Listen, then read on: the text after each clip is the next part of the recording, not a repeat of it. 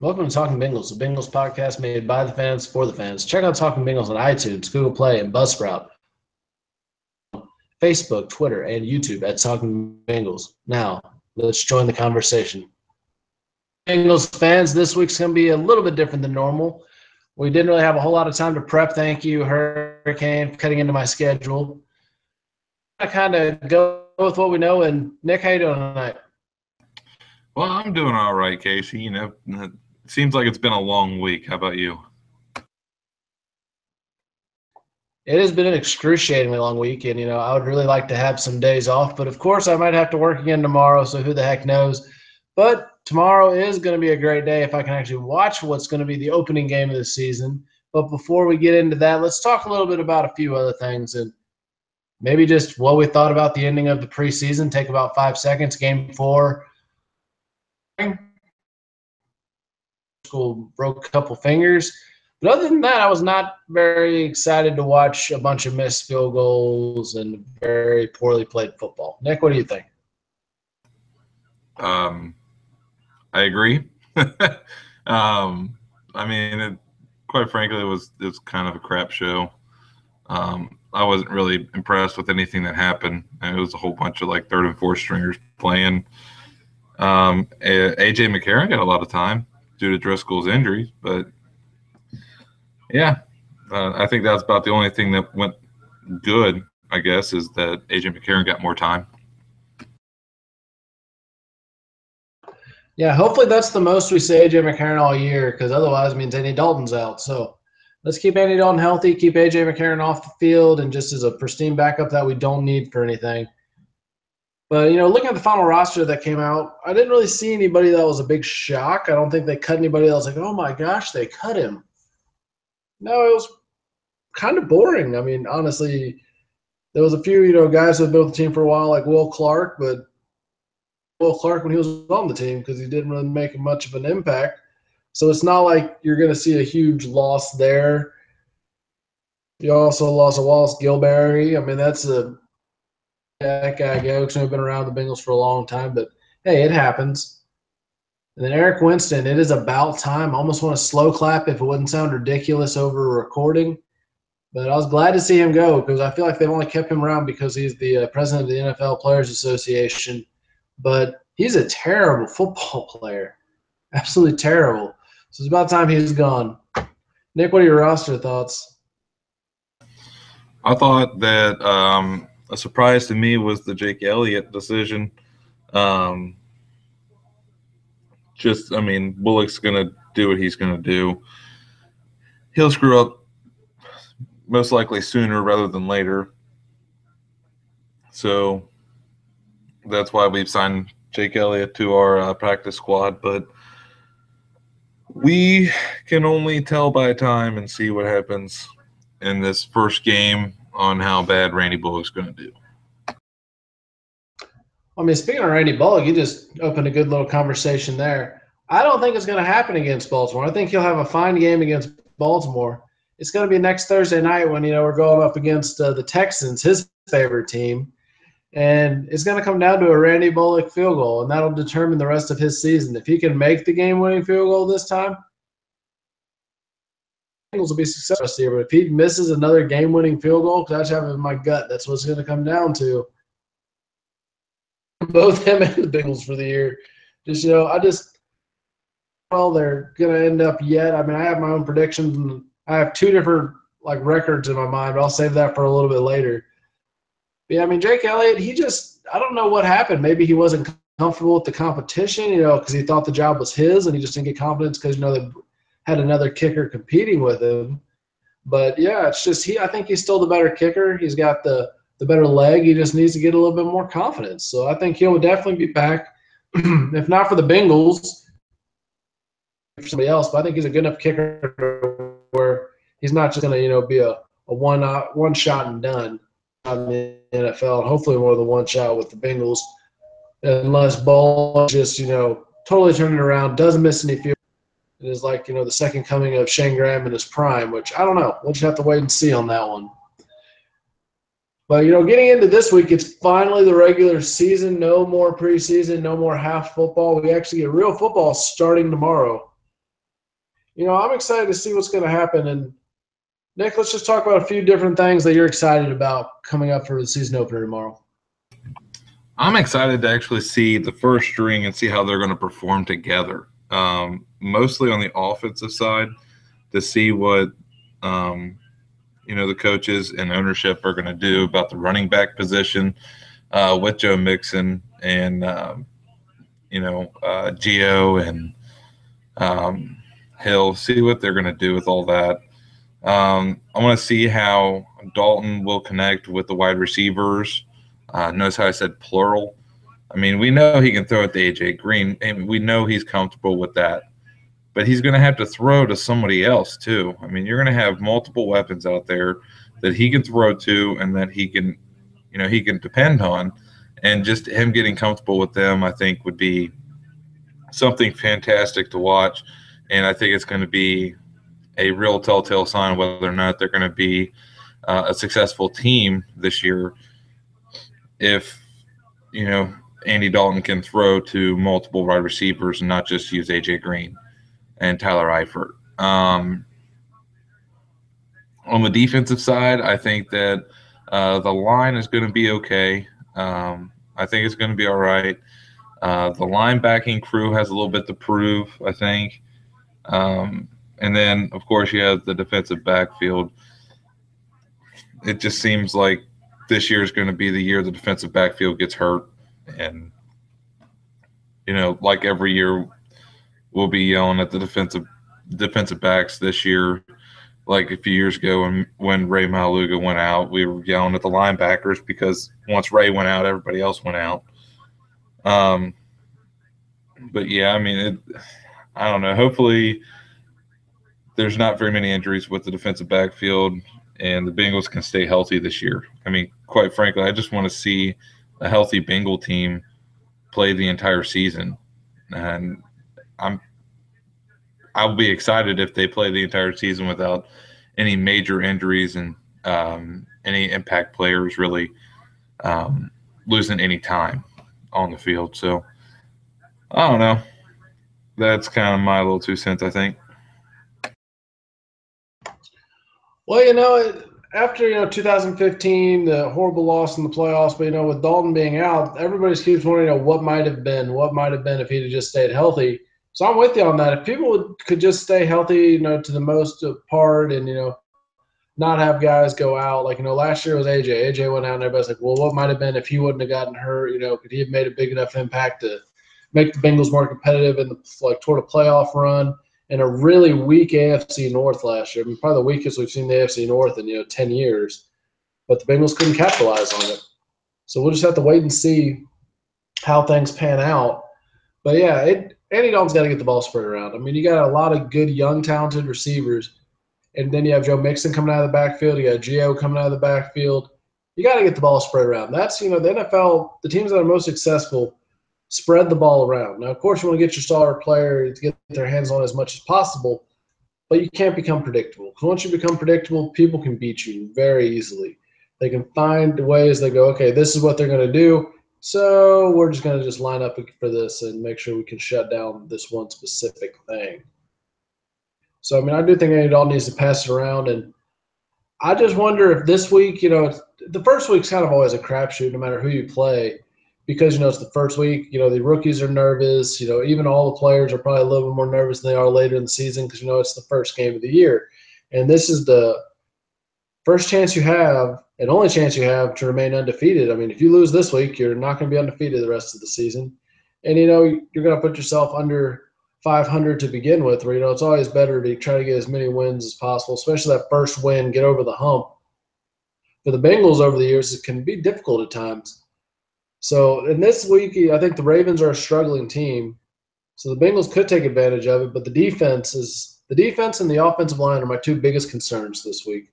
So if somehow the defense can hold Joe Flacco, who is such a great quarterback, as sarcastically as I can say that, if the defense can do what they can to shut down the Ravens offense, and then our offensive line can do their job and block, I think they'll be okay. Nick, you got a prediction for the Week 1 matchup here? I think it's going to be a field goal splitting game. I mean, quite honestly, I think that Dalton's going to have trouble spreading the ball around, and I think that Flacco is going to throw a couple bad throws to where the Bengals defensive backfield or linebackers could capitalize on interceptions. I'm going to take, just because, I love the Bengals, I'm going to say that the Bengals are going to win. We'll say 15-12. 15-12 Bengals. 15-12. Wow, that is an interesting. I mean, there's going to be a lot of kicking going on in this game, I'm assuming, from what you're saying. Somebody's going to have pretty much or missed extra points and stuff. I don't know. I'm not going to finagle how it's going to happen, but wow, that's an irregular score. Interesting way to start it. But so I'm going to go ahead and I'm going to say the Bengals on this one as well. A little bit different score. I'm going with 23-17. Feel like, the Bengals are going to make a few field goals, and the Ravens are going to try to make a push there at the end, but the defense is going to come up big and stop them. So 23-17 is what I'm picking for this week's matchup. And, that just brings us, since we've talked about this week's matchup a little bit, and fans are going to be a little bit shorter this week than normal. Episode a little later in the week than we'd like. But let's talk about a little bit of season previews here. Like, what is your idea of how the Bengals are going to perform as far as, by game? So let's take a look at the Bengals schedule and talk about by game what we think they're going to do and where they're actually going to end up at the end of the year. That's just, thinking, okay, prediction of how many wins and losses without actually looking at every single game and saying, for this game, this is how I feel like it's going to go. And then, this can change week to week, obviously, because that's just they play a different team. They have a different record, and, things change. But let's just start. Week one, we both picked the Bengals to win. Let's move to that Thursday night game. So, Nick, you can move on for the rest of the season. Let me know what you think each game's going to pan out and your final overall record. Let's see. Next week, trying to pull up the schedule here on my phone. Everything's working really slowly. I don't really know what's going on here. With the Texans, I think I'm with Casey, and we always have a rough time with the Texans for some reason. I'm going to say the Texans beat us at home, just because it's a Thursday night game, and historically we've not played well against the Texans. Green Bay is going to beat us, so there's 1 and 2 that I'm saying. The Browns, I'm going to say we beat the Browns, so there's 2 and 2. I'm going to say we beat the Buffalo Bills. I'm going to say we take a loss at the Steelers, at Steelers Stadium. I'm going to say that we always play Indy for some reason really good, so I'm going to say we beat Indy. And then Jacksonville, I'm going to say we win Jacksonville, so we got, 5 wins there. The Titans, I don't know. I don't really know much about the Titans this year. I don't know whether or not they're going to be very good or not this year. We'll just go ahead and say we're going to win. So there's 6 wins. Broncos, we're going to win because they don't have a quarterback. Cleveland, again, we're going to win. I think we'll beat Pittsburgh at home. So what's that, 8? I don't know. I'm bad at math. Casey, I know you're just as bad or worse. Chicago, I think that'll be a close game, but I think Chicago, I think we're going to beat Chicago. Realistically, I think that we'll lose in Minnesota. We're going to have a tough time with Detroit. I don't know. That's a tough game to try to decide. I think that later on down the season it's going to be rough, but I'm going to take an optimistic approach, say we'll win there, so it's 10. And then beating Baltimore at home, I don't know, that's hard. I'm going to say we're going to lose to Baltimore at their place,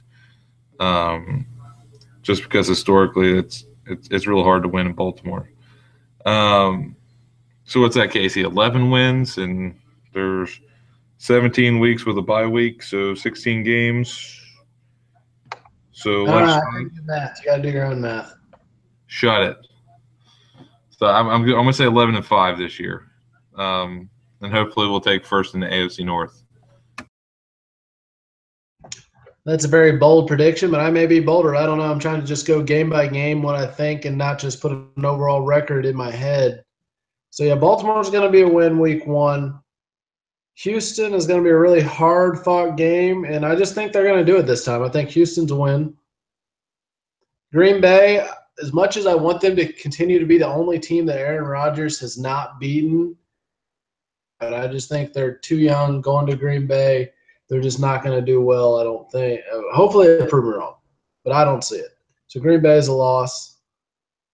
Cleveland should be a win, that they're still too young to do anything to really threaten the Bengals at this point. Buffalo, I don't even know if Buffalo is putting a team on the field this season. They may just put a bunch of, fans out there and just say, hey, good luck. It's fantasy football. Buffalo's a win. That put the Bengals at 4-1 going into the bye week, which would be really awesome if they could actually be 4-1 going into the bye week. Pittsburgh, I'm calling that one a loss. Indianapolis, if Andrew Luck's healthy and playing really well, that could be a very, very, very tough game for the Bengals. But I don't know if he's going to bounce back. And, if he's already out week 1, I'm not sure how quickly he's going to be back. I'm not sure how good he'll be when he comes back as far as, in rhythm and being ready, and that's in Cincinnati. So I'm going to give the Bengals a win on that one. Jacksonville, I don't think has done anything to improve themselves. They have a quarterback controversy between 2 C-minus quarterbacks. That's never a good problem to have for an NFL team. So that's a win. Actually looking really, really, really tough this year. I can't even say the Bengals will for sure could even beat Tennessee at this point. So I'm going to call that one a loss. At Denver. Oh, this is a tough one. They don't have a quarterback, Casey. Yeah, they don't have a quarterback, but the Bengals suck in Denver. I mean, there's no other way to put it. The Bengals just struggle. They still have a great defense. And, I mean, they won a playoff game with Tim Tebow. I know it's been years ago now, but they brought Ross Osweiler back. That could be good for them. He can't play anywhere else in the league, but he had moderate success in Denver. So, I don't know. I'm going to have to probably give that one to Denver. All right, so Cleveland at Cincinnati. I mean, I've heard people say, well, Cleveland's going to be much improved by that time. They're not going to beat Cincinnati in Cincinnati. Not going to happen. Pittsburgh at Cincinnati. I don't see the Bengals beating the Steelers this season, unfortunately, unless they really show me something. We're going to get swept by the Steelers. So that's a loss.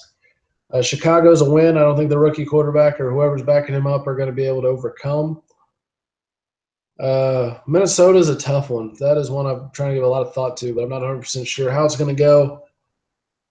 Yeah, Minnesota will be a tough game, and I think it'll end up being a loss. Detroit, I give the Bengals benefit of the doubt on Detroit because it's in Cincinnati, so that'll be a win.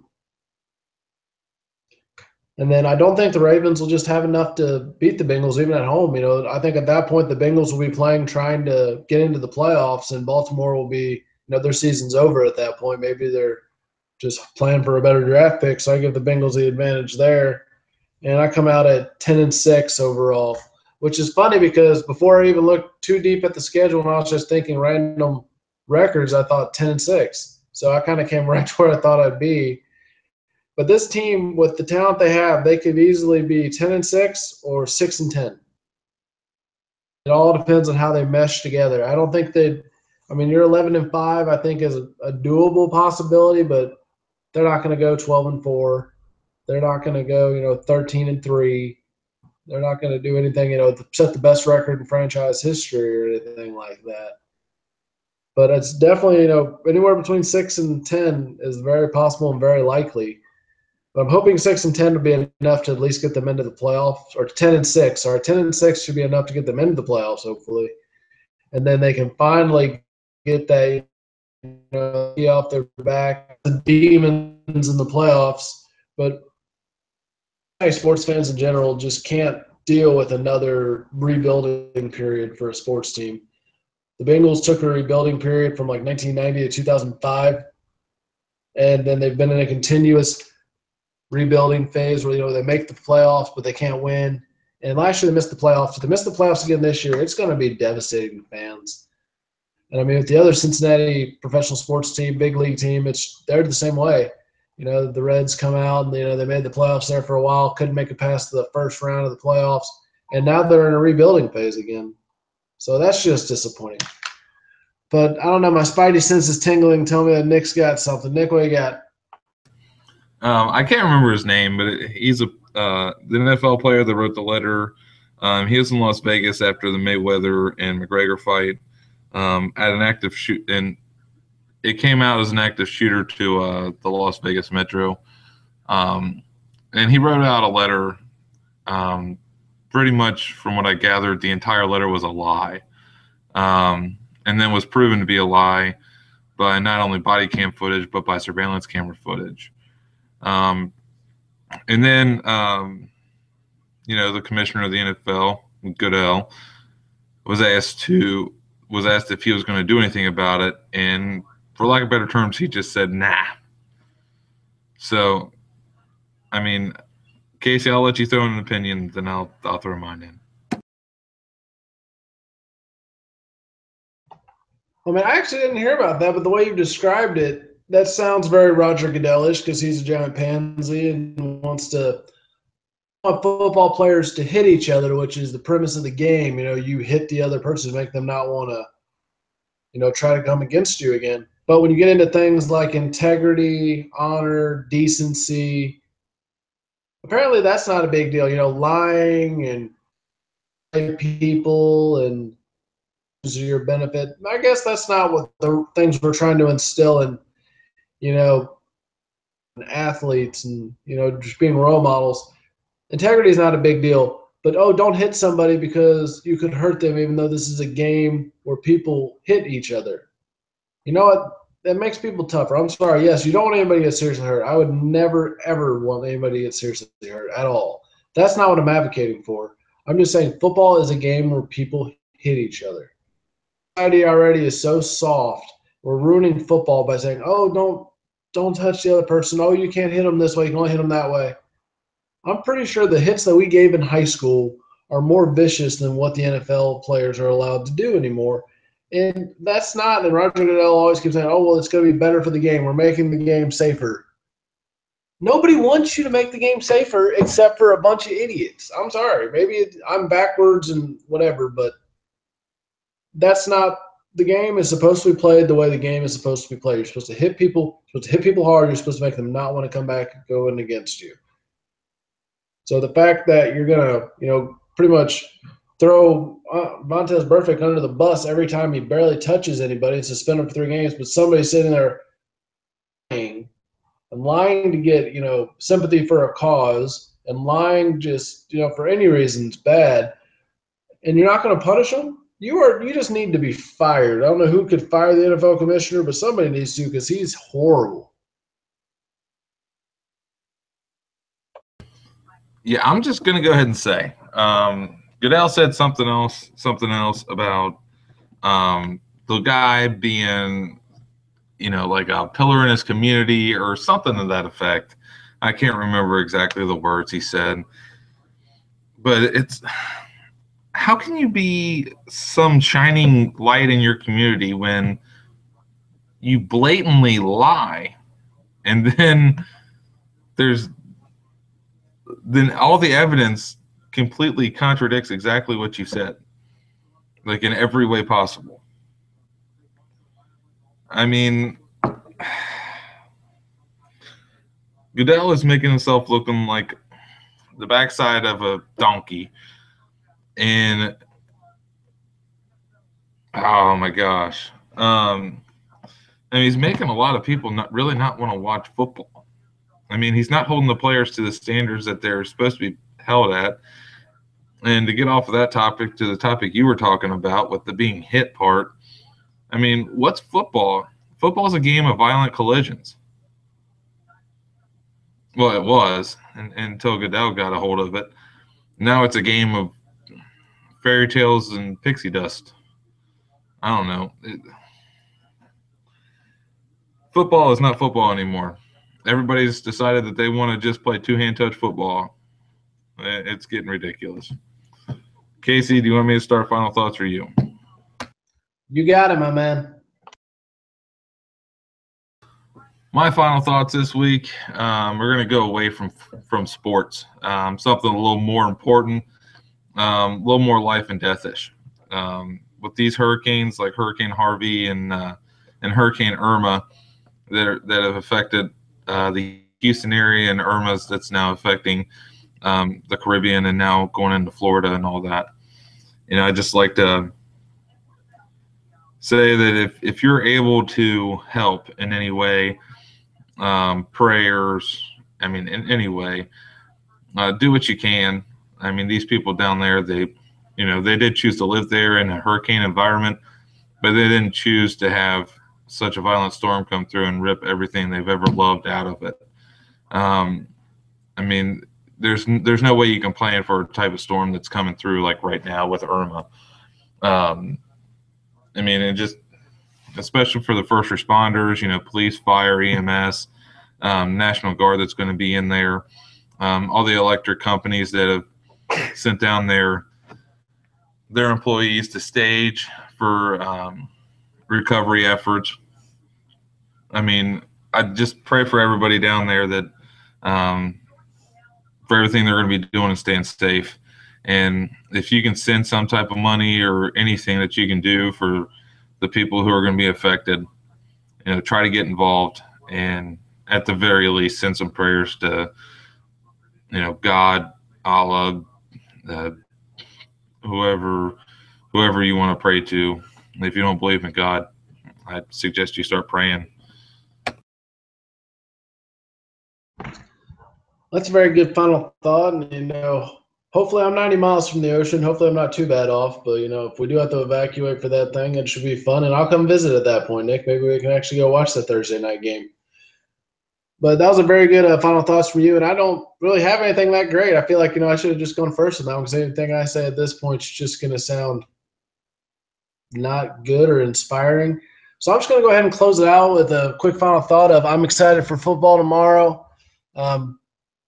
People who are in the path of the hurricane, and just let the Bengals come away with the win to raise morale for all the Bengals fans who are in that affected area.